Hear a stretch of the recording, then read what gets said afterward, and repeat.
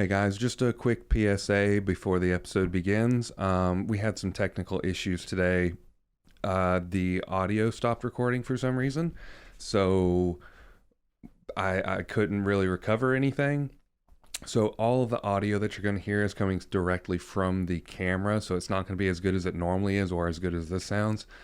Also, the video camera stopped recording like 3/4 of the way through the episode, so it's enough to post, but it is going to end abruptly for no reason. So just be aware of that, and we do apologize for the technical issues. Hopefully next week everything's going to get back on track and it'll be better. So again, sorry about that, and hopefully you can still enjoy the episode. So, you want to just start the show fresh? No show before the show? No show before the show today. I don't even like that that's been recorded. It's not going anywhere. It's not going anywhere. It is what it is. What are we drinking? This was your idea. Well, we should probably say, welcome to the Sip and Rip It podcast, guys. My name is Nathan. My name is Zach. And we're not doing a show before the show today. No show before the show. You've already finished most of yours, but we're drinking an old-fashioned as usual, but we got some caramel crown, some chocolate bitters, and a little the Bradford cherry. Is that what you said? No, they're just the Woodford bourbon cherries. Yeah. They're good. It is fantastic. I love it. He likes it less than I do. It's a great mixed drink. It just wasn't enough. I guess because it's Canadian whiskey, it wasn't whiskey enough for me. Yeah. But it's a great drink. I mean, hell, like you said, I've almost finished it. So. Almost killed it. It's good. Well, I don't mind it at all. You can rate us 5 stars on whatever you listen to.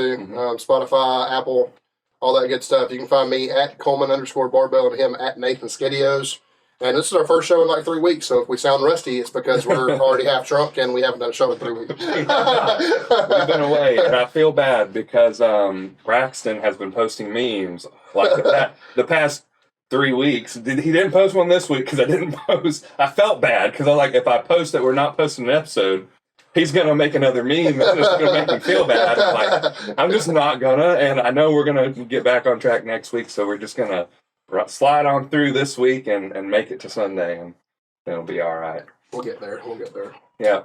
It's just a lot of life changes for everybody. There should be no impediments keeping us from doing a show for the rest of the year, so. Yeah. Knock on wood. Knock on wood, yeah. We're here for now. We're here for now. So, we already talked about drinks. Yeah, we might as well get into why we missed and what we're talking about today. PR songs? You got some? Yeah. I actually have some. I have like 10. So Pick 3. I'm not going to do 10, I promise. But I'm just going to go with 2, or unless you have 3 picked. I have 3 picked, but... And then I'll do 3. So... You got 10, so I mean 3's okay. Right? Yeah, 3 is perfectly fine. So this is something we'll get talking about later. But I picked this song because, first of all, it's fucking awesome and I love it. Second of all, because I used it for my recap reel, and it's Kill Thy Enemies by Machine Head. And that song goes fucking hard, like, especially for Machine Head. I don't know, just something, you just have to listen to it. It's really good. We got goofy shit today. I have, first one's up is Scavengers by Thras. I really, really like the song. I really, really like the content.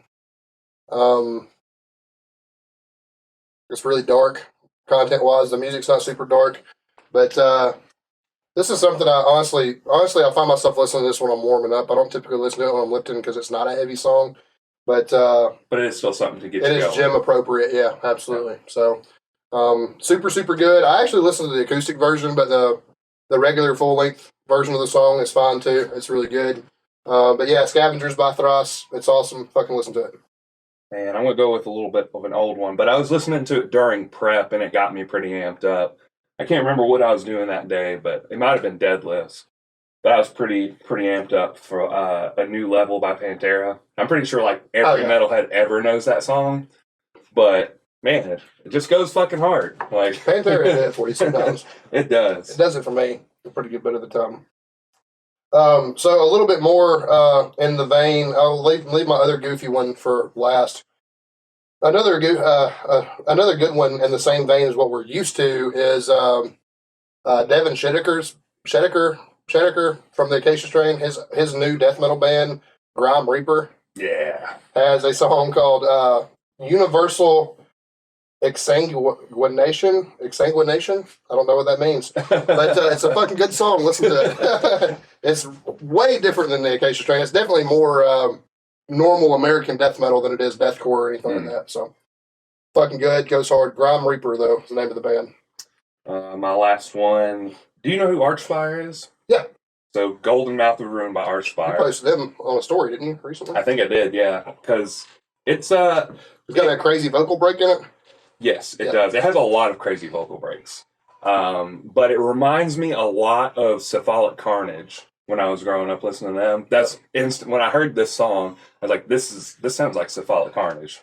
I think, was it Xenosapien? Was that? Yeah. That's the album that I remember, and it sounds just like that. So that's why I was like, man, that's pretty good. That shit's awesome. My last one, very much not in the vein of what we normally listen to, but it's Gum Shield by Don Broco. And it's this weird. I found them because the vocalist for this band does a feature on a Dance Gavin Dance song. And anyway, it's this weird. They're heavy. It's definitely like it definitely is something to be listened to by people that listen to things like we do. But it's strangely new metally and kind of poppy at the same time. And it's just really bouncy and fun feeling, and it's really fucking dumb lyrics, but it's like it's really fun. It kind of reminds me if Rage Against the Machine like got their head out of their ass and stopped talking about politics. That's probably what that sounds like. That's fair. But it's very much like in that vein, but like newer, and you don't have to hear Tom Morello do weird scratchy shit on his guitar. Fair. I think a lot of people like that about Rage Against the Machine. Right? Or you don't have to hear Zach De La Rocha make those weird noises that he makes. That's fair too. I feel like I love Rage Against the Machine, but my problem with them is I feel like that's exactly how he would talk to me. Like I don't feel like he would just talk. I feel like he would. He would kind of like shout at you the whole time he's talking, like he does, and that real whiny, trust fund Democrat voice. Probably so. It would be really off-putting to have a conversation with him like that, probably. I think I'd just walk away. I don't think I'd have a conversation with him. If he was coming at me like that instant, I'd be like, yo, dude, I'm good. I'm going this way. Go the other way. I didn't know until I watched the Wu-Tang Clan biopic that they went on tour together in the 90s, which would have been really fucking cool to see. Yeah. But, yeah. The more you know. The more you know, yeah. What'd you do in the gym today? Today was a rest day. Today was a rest day? This week. Yep, you are programming my off season. That's what he wanted me to say. Ready for me to tell y'all who was programming my off season. I've had a hard time past couple weeks. I had a back events. To back, really. I almost had a heart attack. Mm-hmm. Tuesday before my baby got here, it was actually Halloween, I think. Was it Halloween? Yeah. I think it would have been Halloween. Tuesday before the baby gets here, I'm doing back squats, perfectly fine. Nothing wrong with the squats themselves, nothing wrong with me. At the end of my last set, my heart rate jumps up to like 200, and it stayed like that for 45 minutes, and I thought I was having a heart attack. Get to the hospital, find out that it was because of dehydration. We preach hydration. We preach hydration all the time. And this is the second major life event I've had that was due to dehydration. So apparently I could practice what I preach. But basically my heart just got stuck in a rhythm. Yeah. My heart's fine. Didn't have a heart attack. No damage to my heart whatsoever. Apparently you can reset your vagus nerve by bracing hard for a squat. And I did that, and it set it to full speed. And then it didn't come down until the doctor in the hospital was like, hey, why don't you go ahead and brace for me like you're bracing for a squat. I braced again, immediately went down from 205 to like 120. That's crazy. So if you're dehydrated, you can fuck up your heart's rhythm when you're squatting. And then I went into that immediately into a pretty bad upper respiratory infection that sucked really bad. I was very sick for that. And then had a baby. I didn't have a baby. Sandy had a baby. But we had a baby, and so I'm very, very happy about. But got the baby home from the hospital. Me and Sandy both came down with extreme food poisoning that we got from something we ate at the hospital. Shit my guts up for 3 or 4 days. And then the day I started getting better is the day I started Nathan's off-season programming. And it was a chore. That's the only thing I have to say. And it's been a chore all week just because of that. I'm not very strong right now. I lost 17 pounds in a weekend, basically. Yeah. So it was dog shit. Got my ass handed to me. So I went from being, before I started this off-season programming, I probably went from being the strongest I've been in my life to feel a lot like I'm starting over right now. So my upper body strength went from, I probably had a 400-pound press. I mean, I hit 365 close grip for a triple. So, I mean, I went from that to, barely moving any weight at all. So, I mean, feel like I started over. So, but we survived the week, and it was a good, productive week, and we're looking forward to the future. My 3 weeks have been a little less eventful. I think the only thing that really happened was the meet. Everything else has been pretty normal. I went back to work. Did have noticed some potentially blood sugar related issues just because I've been getting really bad shaky if I don't eat my carbs on time. So might be hypoglycemic, don't know yet. We'll find out when I get my blood work done. And that's pretty much it. First week back lifting was this week. And it wasn't too bad, but I did feel pretty weak just in general, coming off of everything on top of going into like high volume stuff, overshooting a little bit, just because I wasn't prepared for the dramatic drop that happened. But we'll be going to get our blood work done soon, hopefully get a prescription for TRT and go from there. Yeah, I think that's, I think you've heard me say it, but the TRT dosage has been, combined with all the ancillary medicines that they give you with it, has been just as effective, or if not more, than a performance-enhancing dose with me. And it may just be that because my blood work's correct now. Yeah. But I do plan on, I don't know about you, but I do plan on starting a performance-enhancing dose sometime before I compete again, which looks like it may be at Ultimate Warrior in Birmingham next year. So, which is a lot sooner than it seems, because it's, what is it, an April or May show? It's the end of April. Into April. So, if you look at it like I do, that gives us about 20 weeks to prep from nothing. If I was starting from prep like I was a couple of weeks ago, I would say I can go total 1,700 pounds, but I'm not. And looking like 15 might be a chore, but it is what it is. I don't think 15 will be a chore. I think once we get back into a normal routine, you get your body weight back up, it won't be a thing. Maybe not. But we'll see. I also know, and this is kind of leaning into what we're going to talk about from my last prep, there's a big difference between what you can do in the gym and what you can do on meet day. Yeah, and we've talked about before, adrenaline and stuff goes into it, and how fatigue's been managed, and Joe did a good job of that for you, I think. Yeah. And we discussed privately, things we like and things we didn't like and stuff like that. But that's why we do it, and you learn from it and stuff like that. But yeah, I mean, there's a huge difference, and just we were talking about it with me and learning how to program people that are more talented, or I shouldn't say more talented, but further down the road in powerlifting. People with 1,500 plus pound totals are a lot harder to plan for and program for than people that are starting off their couch and you're trying to get them to a 1,200 pound total. Yeah. Much different ball game taking somebody from 15 to 2,000 than it is from 12 to 15. Yeah. Way fucking different ball game. And, we've watched some other coaches do it, and we're scratching our head and wondering why they did what they did. We were kind of talking about that. Some meet recaps posted up this week. But it takes a special type of person to know how to program somebody that is elite or up. Yeah. It's a lot harder to make somebody that's already great better. Yeah. And that's one thing we noticed with Dan Grigsby going into the American Pro. Like, his squat just like jumped like several hundred pounds, seemingly out of nowhere. and it was all because he got with Casey from where's she Formulated Strength? I think it's Formulated Strength. And it was just like crazy, and his bench went up too. So he had a really... Now, some of that, to his own admission, is because he doesn't have to keep up. He's done with the Marine Corps, right? Yeah. So he doesn't have to keep up with the running standards and stuff like that. So he can focus solely on strength at this point. Yeah. But still, the amount of strength that he gained in a short period of time is very impressive. Well, you're having to... Your lower body volume is being eaten up by the fact that you have to maintain the ability to run 3 miles because you're in the Marine Corps.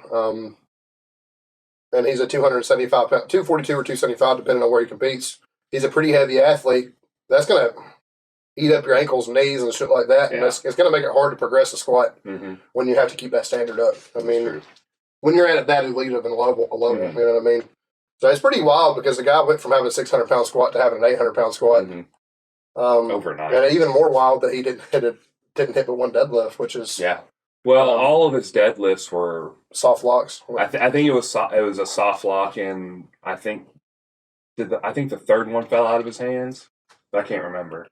I mean, hard to believe anything falling out of that man's hands, but God, he's got big hands and big forearms. He does. He looks like a gorilla. It goes back to, I'm not necessarily rooting against John Hack. I'm just waiting to see if somebody can fucking do it. And if Dan Grigsby can't do it with an 1,100-pound deadlift, I don't know. If anyone can. I don't know that it can be done. Yeah, especially now that he's got an 800-pound squat. You know what I mean? Like, if he cuts down to 242. Yeah, what happens to that squat and that deadlift then? You know, I mean, I guess he's pulled 1,100 at close. He's pulled over 1,000 at 242 before, right? Yeah. So, I mean, maybe he sacrifices some deadlift. That's one national title I'll never see, or national record. Heaviest opener of all time this past one. So, kind of fucking nuts. I'm not necessarily rooting against the guy, but I was very much rooting for Juwan, who came in second. Did he not come in second? Yeah, he came in second. I think it actually was John Hack, Juwan, and Dan Grigsby for the top three. If Juwan and Dan can't beat him, kind of hard to say who can. Juwan's the lightest of the three, right? He was at 181. So he had a 2,000-pound total, and he came out and said that this is his last 181 because he has a hard time making weight. Yeah. If you've ever met him, he's built he's a little bitty dude, and he's built like a brick shit house. Yeah. Like, I can't imagine getting to 181 being easy for him. Right. He's the smallest person I've ever seen with 21-inch arms. He's fucking yoked. So I can imagine it is hard for him to make 181. So with him moving up a weight class, that's kind of even more damning. I mean, his total will obviously increase because he's going to have more muscle mass on him. I'll tell you, me and Nathan did discover a problem with dots that I really chaps my ass. We were talking about what does John Hack do if John Hack moves up to 220. John Hack can total over 2,400 pounds at 220 and have worse dot score than he does at 198. Yeah. And that should be, if the greatest powerlifter of all time can't move up a weight class because it hurts him, that shows you that there's a problem with fucking dots. Yeah. Now, he's been the benefactor of it, but if he himself can't get better because it fucks up his dot score, that's a problem in the sport. Mm-hmm. That means the sport's no longer about absolute strength. Yeah. It's just about it's weighing a little bit and lifting a little more. It's a weight to weight ratio. It's no longer about absolute strength. It's about weight to weight. Just moving up a single weight class, it's still fucking impressive. Yeah. If you add 200 pounds to your total just because you go up to a weight class, you shouldn't be punished. Right. 30 points on your dots because that's asinine. Right. If he moved up to 242, he fucked up. But it's one weight class. That's a problem. That's a fallacy. Yeah. It is. I'm not saying we shouldn't have some type of coefficient for that because it makes sense. But apparently there's way too much weight on how light you are, and not about how much. Like I said, if the greatest powerlifter of all time can't move up, so he can see a 2,400 pound total without it affecting his dot score, it's a fucking flawed system. Well, I mean, you can look at it, and this is nothing against women's powerlifting because the women's wrapped powerlifting on the American Pro 2 was probably the most fun and most exciting part of the whole show. But all of the women all the top women had a better dot score. And I was used to that with Wilkes. when we were using Wilkes, But like 4 or 5 years Christy ago, Hawkins yeah. had a 700 dot score. Right. Like that's nuts. It is nuts, yeah. But the guy's got a 660 at 2,300 pounds, and you're going to tell me that if he moves up to 220 and manages 2,450 that his dots are going to drop 30 points? Right. That fucking sucks. Yeah. It sucks if it stays the same, but it especially sucks if it drops. Yeah. No other 220-pound person is going to go fucking total 2,400 pounds. Yeah. Like, what are we doing at that point? Like, it doesn't make sense. As we, me and you talked about that, and we put it in a dots calculator, and it's like, this fucking dots drops. Like, yeah. I don't think it was 30 points, but it did drop. It was being dramatic, but yeah, I mean, it's insane now. That's not fair. Like, yeah. Should it be factored in? Absolutely, it should be factored in. He needs to get credit for being lightweight. But if, like I said, if the best powerlifter in the world can't move up a weight class because it affects his day, that's trash to me. Yeah. Because, I mean, going up a weight class, I guess when you think about it, going up a weight class is really, for a professional, right? They're typically cutting anywhere between 15 and 20 pounds to make weight. Yeah.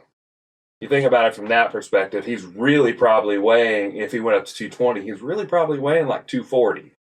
It's probably big for him. Yeah. But, like, he's walking around at 220 now. What was it, like fucking 3 weeks out he posted? Yeah. 217, 218 or something like that. Right.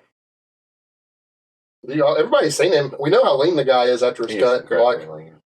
Like he's healthy. Like he can, his heart and his frame can handle 20 more pounds. Yeah. Like, I don't know. I just think it's just wild to me that we're gonna keep the strongest man on the planet from being stronger because his dot score gets worse. And just to further that point, just locally, we were just talking about Anthony Foster almost hitting 2,000 pounds on his total for his meet. It was like 19 something. I hit 1660, and his dots was only 20 points higher. He had 300 pounds on me and only 20 points on dots. Yeah. So take for that what you will. That's 2 weight classes up. You're 242. You have 275 and then 308. So he's 2 weight classes up. That's not as egregious to me though as the strongest man in the world. Basically, is in a situation he can't move up because right. But that's just kind of like to think about it in like a smaller perspective and less like, so it does affect people locally. It seems like there is a need for a rebalancing. Or at least some meets where absolute total is what wins. Yeah. In that case, though, there's going to be a lot of people who are left out of that. It's going to be like mostly super heavyweights.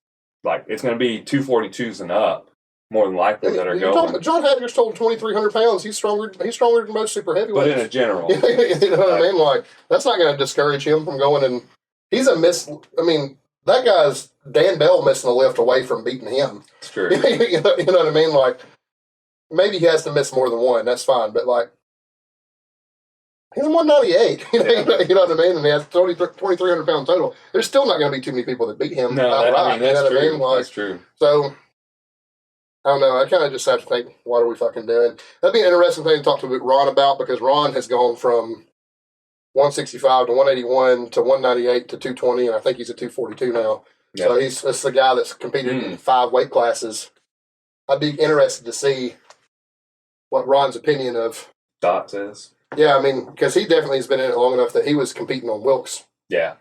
For probably the majority of his powerlifting career, he's competed on Wilkes, but I'm not saying Wilkes was any better. Right.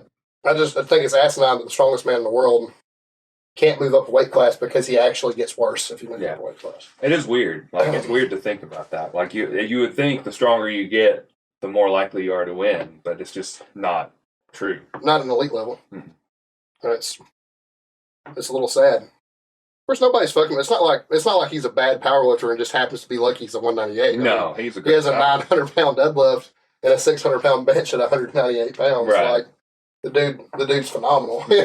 So it is. I mean, it is what it is. But it's just. And actually, did he not crack 800 on squat too? It was pretty high. He 804, didn't he? I think that might be right. Yeah. Yeah. So I mean, his best competition squat ever, probably. I think so. Unfortunately, I didn't get to watch that part because I was competing. But it's just wild to me anyway. Are we doing your meat recap? Is that what we're doing? Yeah. Yeah, let's do it. Yeah.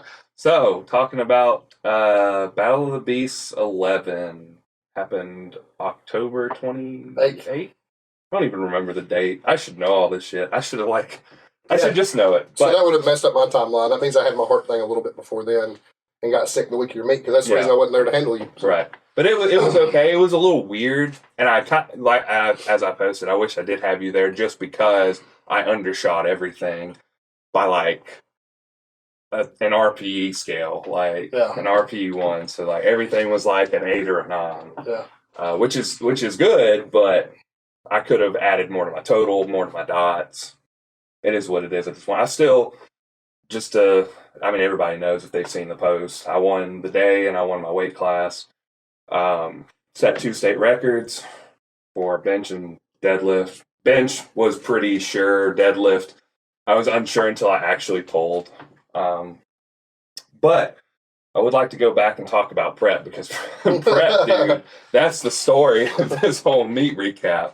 So my prep was just insane, and like, so it really goes back to before I got with Joe, and I think I talked about it on the podcast already, but I was having trouble with my lower back, just like on squats, like set to 8, wrecked my lower back every time.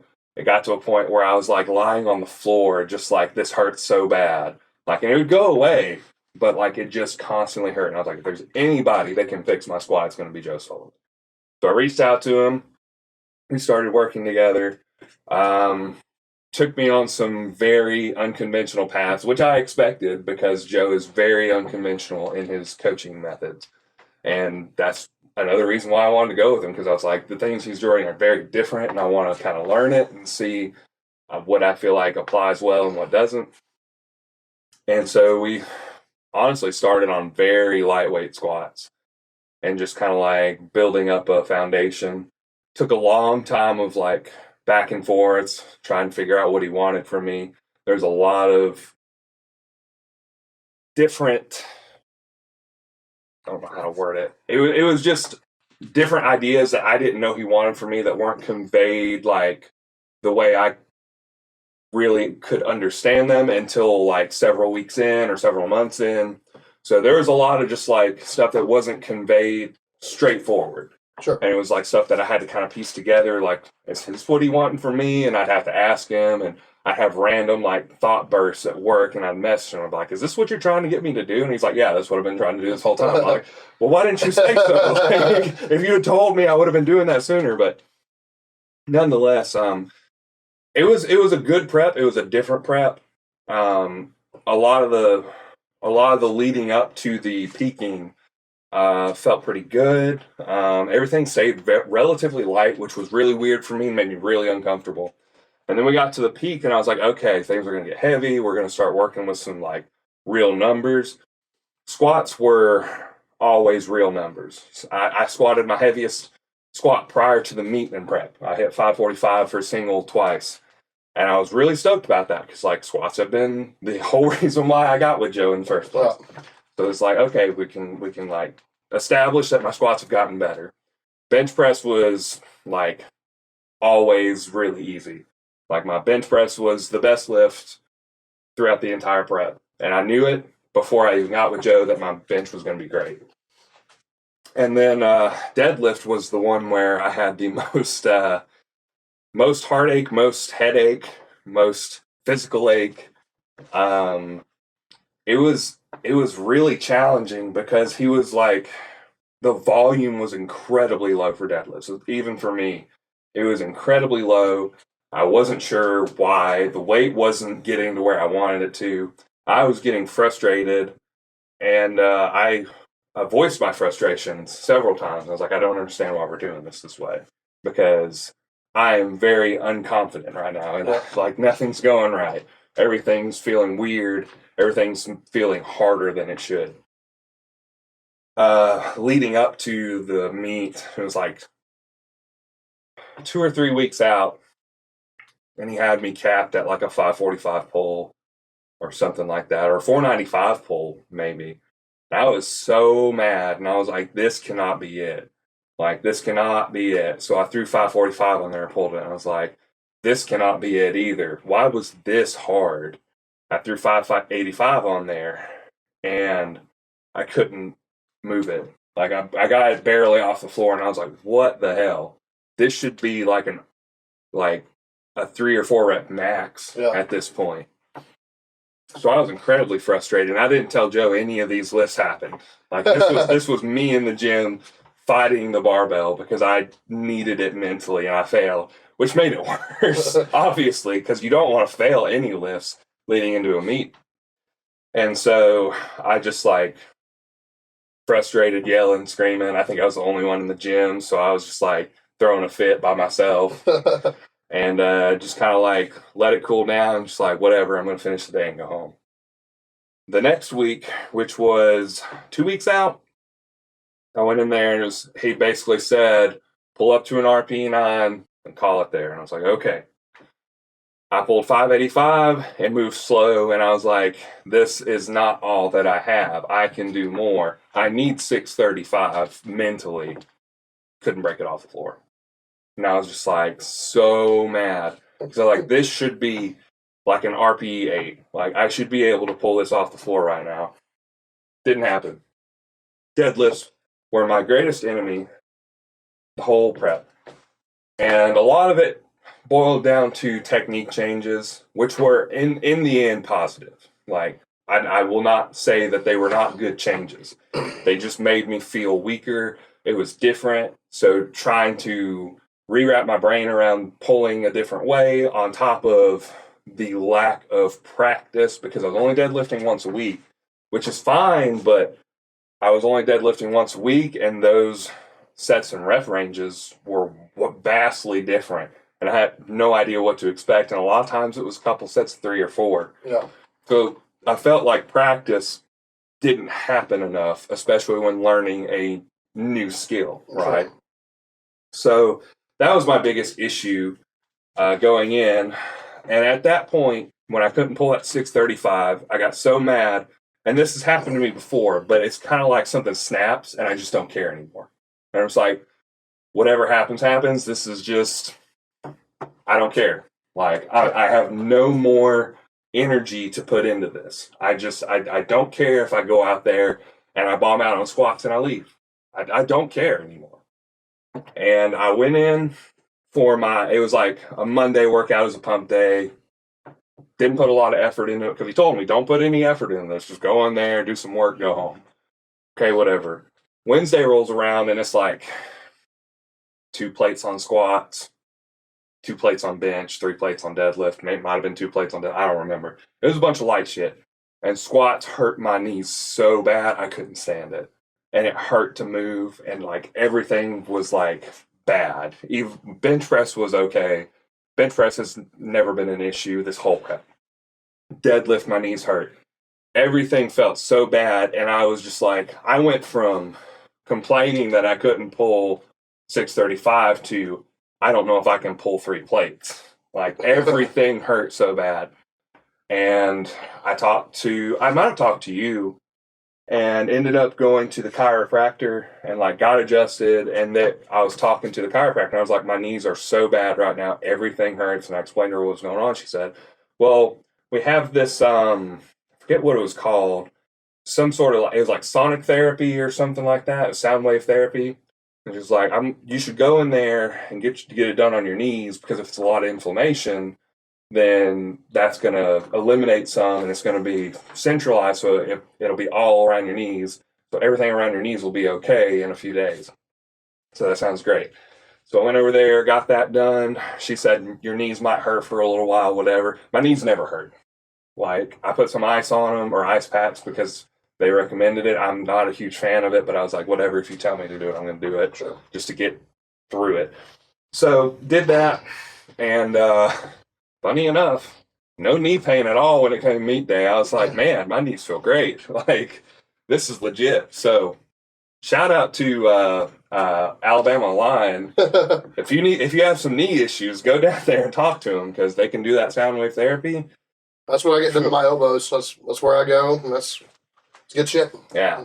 So definitely go there if you have any sort of inflammation issues in any joints, and just in general, like their chiropractic is really good. It's not expensive, so good stuff. Going into the meet, so I mentioned this before. I was really hoping you were going to be there primarily just because I was a little bit stressed out and I needed that extra push in the back room. Unfortunately, you couldn't make it, so I was like, well, we're going to kind of figure it out as we go. I had attempt selections from Joe. I didn't have a warm-up plan. I was kind of like confused and fucked up all day trying to figure out my warm-ups. And I just kind of like, people were asking me, what do you want next? And I was like, I don't know, dude. Like, I'm sorry. I don't do kilo plates that often. Only when I compete do I do kilo plates. So we were just I was kind of like, just throw this on there. And, just kind of like winging it. The whole warm-up, every warm-up I did was winging it until deadlifts when they got me the sheet. And I was like, God damn, if I had had this the whole time, I would have been able to make attempt selections for my warm-ups much better. Either way, got into there, started with squats. Precursor, just a little bit. This whole meet, I'm going to say this publicly now. It was me against Les Keys. Sure, yeah.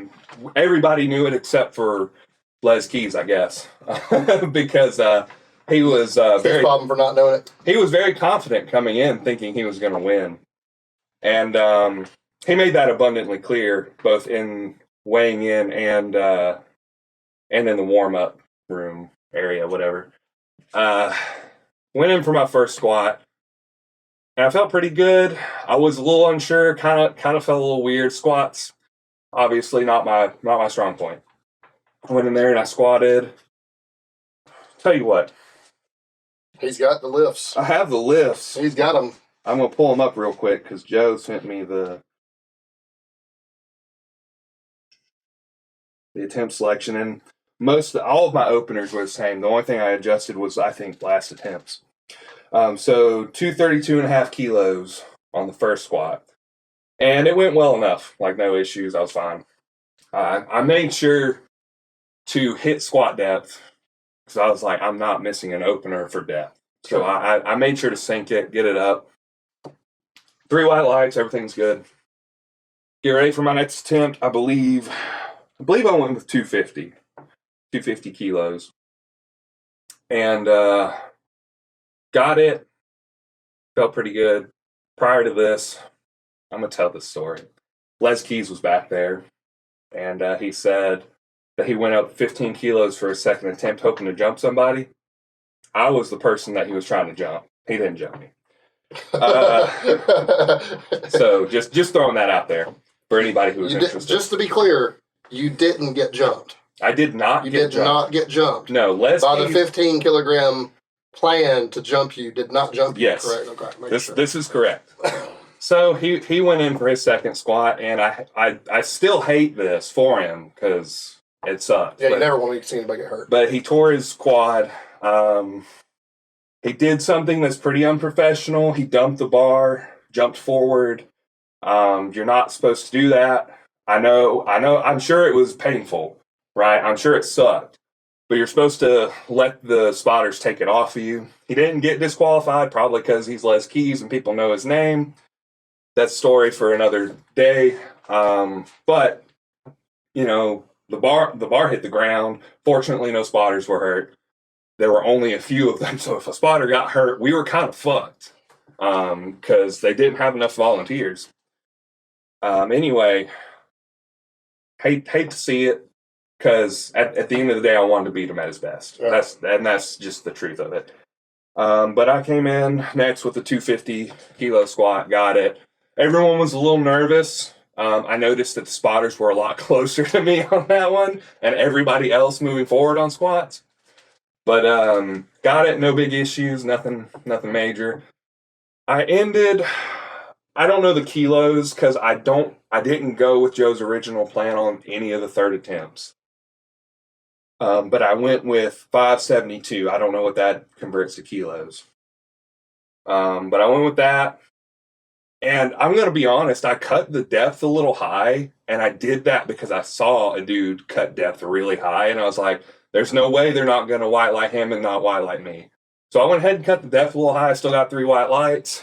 So I don't know if maybe I just squat too deep or if they were just Generous calls. Generous, or everyone was surrounding, like, because the spotters were like hovering us. So maybe they couldn't see hip crease as well, but I cut it a little high.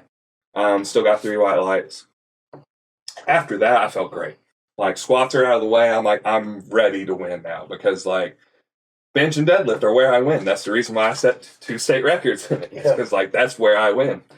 I was the final. I was the heaviest opener. I was the last bench press all day. Nobody jumped me. 3 for 3.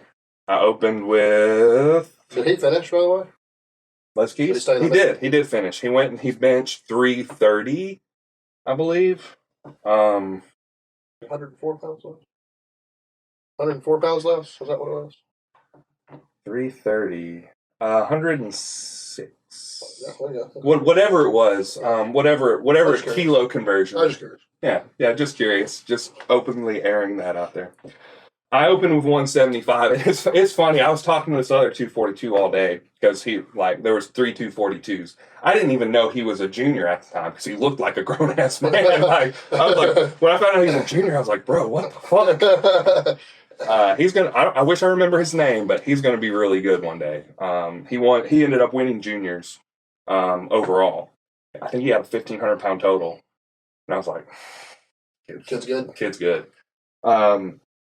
Opened with 175, and the reason why I mentioned that is because he was the one who came up and he was like, "Oh, you're the guy who's opened up with 175," and I was like, "Yeah." I was like, "I'm going to try and break the state record today," and he was like, "Okay," and just kind of like wandered off from there. So I went for I think it was 191, whatever.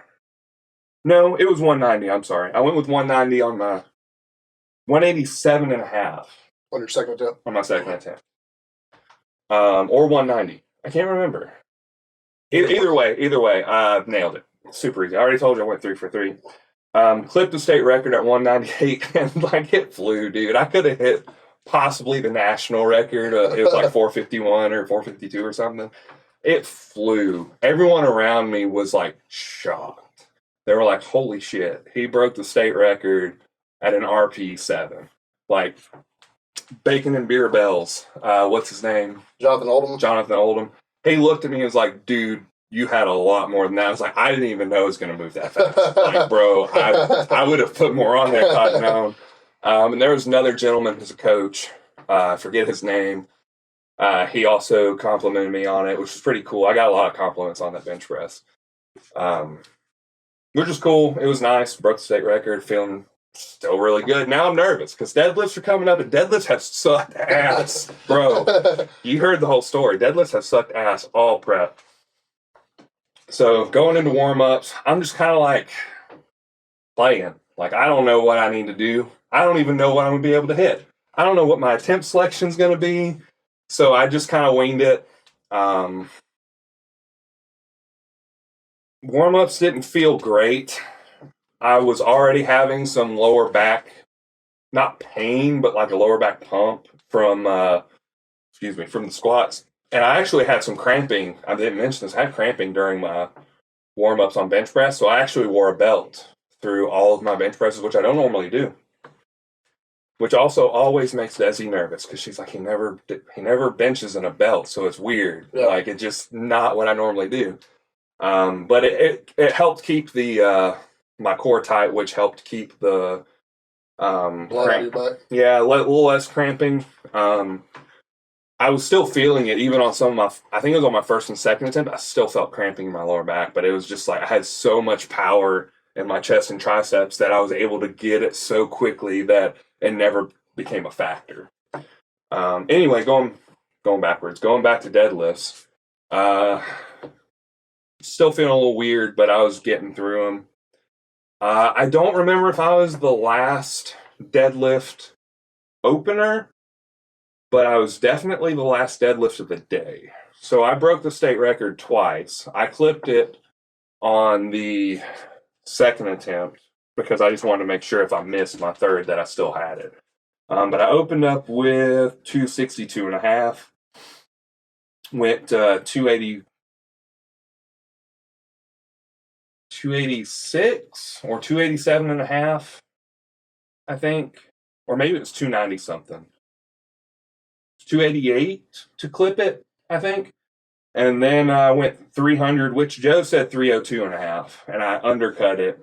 I went 300 because I just wasn't sure if I was going to be able to get it.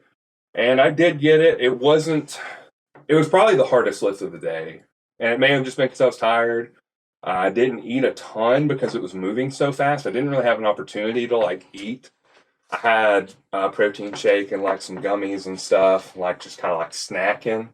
I brought Pop-Tarts and peanut butter, and I had these plans, and I was like, I'm going to eat this during a flight where I don't have to do anything. There was only 2 flights, so it was just you warm up, you lift, you warm up, you lift. So it was really fast, and I didn't have an opportunity to eat really anything. It was snacking and hydration and protein shakes, and just trying to make sure I wasn't going to just pass out or have a bad lift because I didn't have any carbs or anything. But anyway, that's pretty much how it went.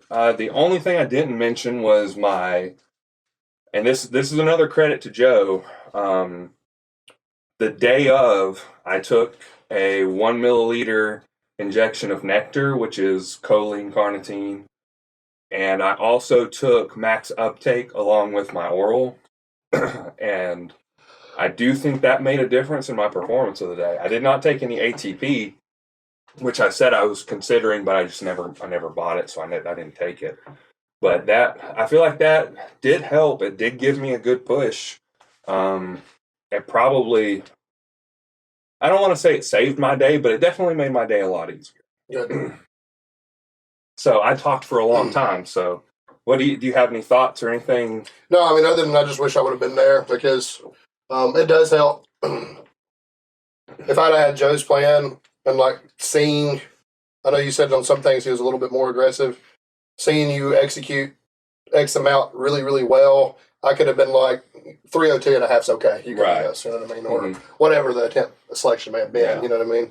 So I hate it for you that we left weight on the table because I was sick. Right. But I had another lifter there that day too, so I hate that that's the first time he's had to fly solo. Yeah. And that's, he's a master's lifter, but that still matters because he still broke records. Mm-hmm. He still, he still had a really good day, but I just don't like missing y'all shit. That's, at the end of the day, I don't really like that. So it makes me feel a lot better that you went 9 for 9, but, had that day been worse, I would have felt quite a bit of guilt. Yeah. Having not been there. Not to say that it would have been any better with me there, but it's always a little less bad when you have somebody with you. Yeah, someone to lean on, which I had some family there. Desi was there. Yeah. Cora was there. It's helpful to have somebody that understands. Yeah. No offense to them. Desi understands. But. And it's funny because I didn't really talk to her in between lifts. I wish I had because she would tell me, she'd be like, those looked really easy. You could do more. Yeah. And she would tell me this after the fact, and I'm like, yeah, but in the moment, I just don't know, and I just don't want to miss it. Well, that's what's helpful about me and you is me and you we pretty much see all of each other's major lifts. Mm-hmm. Even with you being with Joe, I've seen every major lift you've done this prep, and vice versa. I know, I can tell by the way something moves, even if it feels bad to you, I can tell that, hey, that was actually at a 7.5. Right. You can, I know what your slow looks like and what your fast looks like, and we could have adjusted to that. But I mean, you're talking about the difference of, at the end of the day, you're probably talking about the difference of 10 or 20 pounds in your total, which is big still. But just to put this in perspective, though, 10, I think it was 10 kilos is what I was off for the state record total. So it could have been in the cards. You're at 2.5 on deadlift. Maybe you get 2.5, 5 more kilos on squat. Maybe you get that 5 extra kilos on bench. Yeah. But I mean, I tell people this all the time, and this is not the way a lot of professionals look at it, and that's fine. But we also have to have something to build off of. I like a 9 for 9 day. I would rather sit around, talk about what might have been, than sit around and console your feelings and help you put yourself back together after a 5 for 9 day. You know what I mean? I would rather I would rather wonder what might have been if we had more in the tank. That's just that we're always going to work hard in prep, but that's that little bit less that we have to do the next prep. Yeah, you know what I mean, or accomplish the next prep. Like I like, especially these local meets. I like winning with something in the tank. yeah, and That's your second time in a row to do that at the same meet. But like, I like the fact that maybe there was 10 or 20 more kilos in the cards, and like next time that 10 or 20 is going to turn into 30 or 40. You know what I mean? And that's a big thing. So I don't think that can be discounted. I really don't. yeah, And also, we're family men now, and we do have to put it in perspective a little bit. Like, it is our sport. I don't mind risking my body for my sport. You probably don't mind risking your body for your sport, but we still have little girls to take care of, and still got to be able to get around the house and stuff when it's over with. So I don't think there's anything wrong with a 9 for 9 day. No, I agree. And at the end of the day, I accomplished the things that I felt were accomplishable, which bench and deadlift did feel like I was going to hit the state records. The total was iffy about, didn't know, could have gotten it, but that's hindsight. Hypothetically, if you go 302.5 and you miss it, the last lift that you made was 290. That's a 12.5 kilogram swing. Yeah. Because you wanted 2.5 more on your deadlift. So you have to be careful about attempt selection because you want to net as much as you can, but if you attempting something you've never done before ends up being, instead of a 2.5 kilogram net gain, if it ends up being a 12.5 kilogram net loss. Yeah. 2.5 against 12.5 is not a good bet. Right. it's not. You know what I mean? So when you could have made the 300 and walked away with 10 more kilograms. Right. You know what I mean? Like, that's not a good. It's not a good trade. That's not a good gamble. Now if you got a coach or a handler there looking at you and saying this was an RPE 8, you can go 700 if you want to, at least pull 680. Like, maybe that's different, but you didn't have that day. Right. You know? So I think you did everything I could with what I had. Yeah.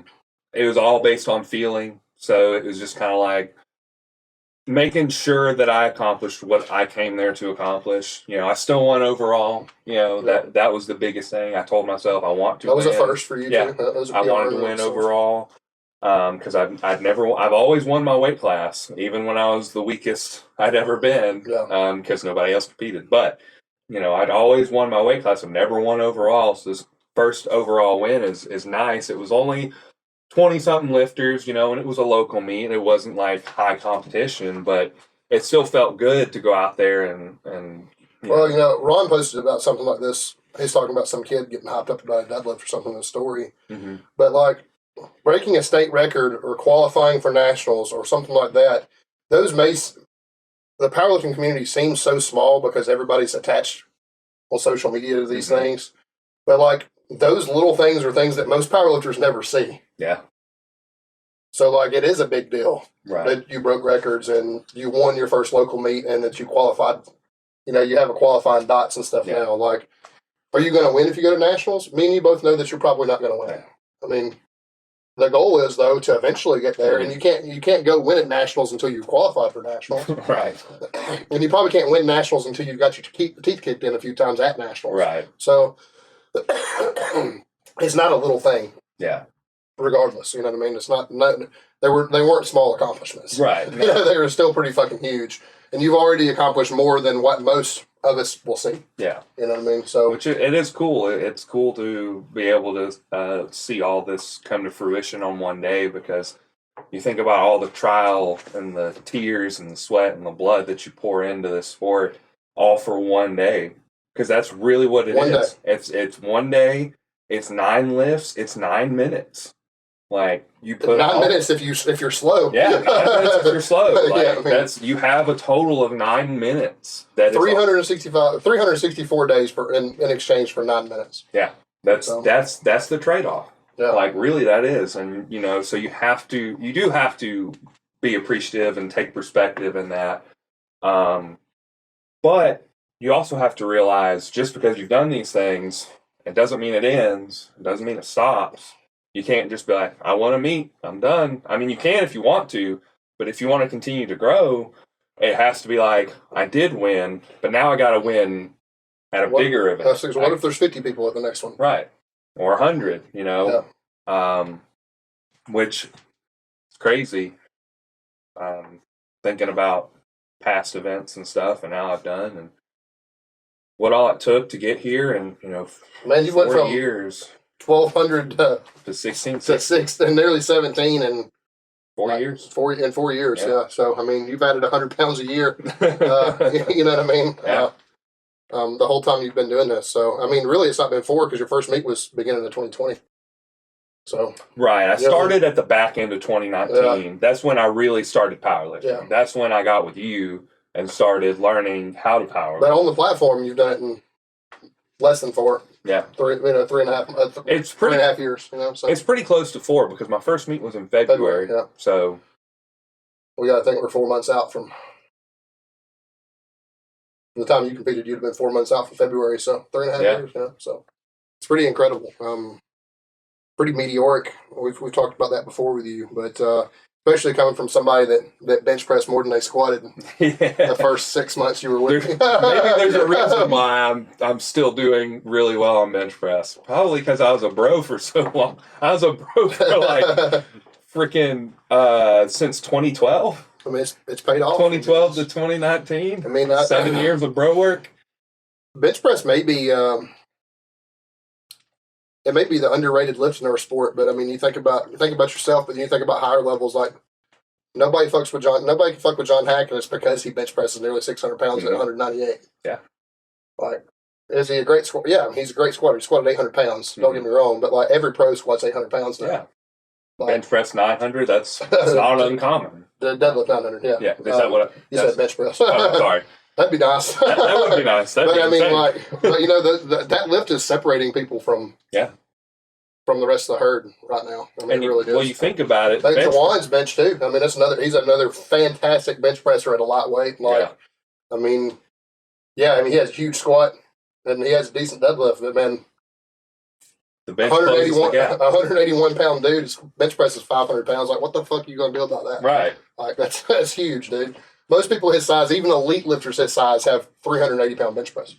You know what I mean? So I mean, he's like night and day above everybody else. Like, it's really interesting to think about that because your squat and your deadlift are like going to grow faster than your bench press because there are bigger muscle groups involved, right? And they're similar too. So when you're building one, you're probably building the other to an extent. So your capacity is better. That's why people bench press more than they are more often than they squat and they deadlift, because that movement you don't get much other than a little bit of leg drive and some glutes in your bench press. Yeah.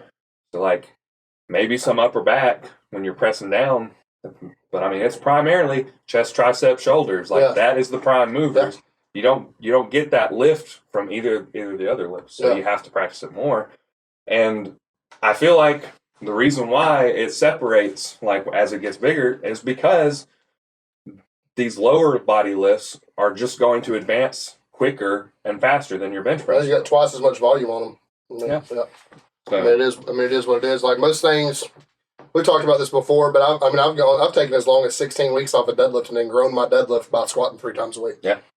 So I mean, squatting super heavy fucking T-bar rows. You know what I mean, like you got to keep your grip strong. Like if you're hurt and you can't deadlift, but I mean, that's the only lift I can grow and never touch it. Yeah. Like I mean, it is what it is. It's not ideal, but Right. But you're still getting. But you still get plenty of stimulus from all the back movement you do, and then all the squat movements you do. You still get plenty of that kind of stimulus. So it just is your glute squats, even as a conventional puller, even more so, I'm sure if you're a single puller, Right. But I mean, it just is what it is. But I don't know, man. I mean, I think knocking on the door of, I think 1750's got to be the next goal, right? Yeah, that was kind of originally that was the goal this meet, but just life happened and things got in the way, so it wasn't in the cards. But 1750 is definitely one of my goals, and it's primarily 600-pound squat and a 700-pound deadlift. Those are what I really want, and then obviously getting 450 on bench shouldn't be a problem because I feel like by the time you're just a few weeks out from that now, right? Well, not now, but but on meet day, on meet day, I could have gotten 450. Like it moved so well, I don't know, but We definitely got I can tell you this from this conversation. Both of us definitely have a squat deficiency because like that was my only squat. That 451 was my opening squat this last meet, and I know I got hurt, but and it would have been heavier. But there's definitely we need to be better squatters. Yeah, like, I mean, that is something that's lacking. What's crazy is I address it in my clients' volume and stuff, but it seems like it's a weird thing. I feel like your lifters take on your own problems sometimes. In a sense, like I have a lot of huge bench pressers and huge deadlifters, and Austin's my only big squatter. Yeah, it is what it is. Well, also it also is leverages, and depth. Trying to hit depth when you're a little more long legged. Yeah, it's just really challenging. It's a lot more to move, a lot further to move. It takes a lot more energy. You got to have more power. You have to really hone in on your technique. Which something, because we both know Desi has super long legs, so the biggest help for her getting more power out of her squats and keeping her body more upright has been her upper back. Yeah. Pushing through her upper back, because she just didn't really think about it in the past. She was just all legs all the time, and it was fatiguing. So as soon as we introduced upper back